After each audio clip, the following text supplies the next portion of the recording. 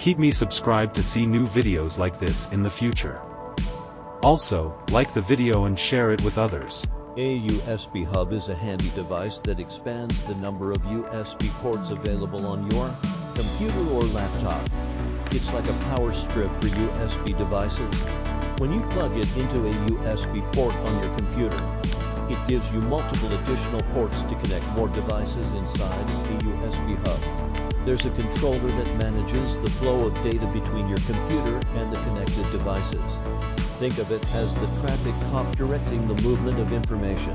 Each USB port on the hub is connected to this controller. USB hubs come in various shapes and sizes, from small compact models with just a few ports to larger ones with multiple ports and additional features like power switches or LED indicators. Some USB hubs also come with their own power supply. This is especially useful if you're connecting power-hungry devices like external hard drives or charging multiple devices simultaneously.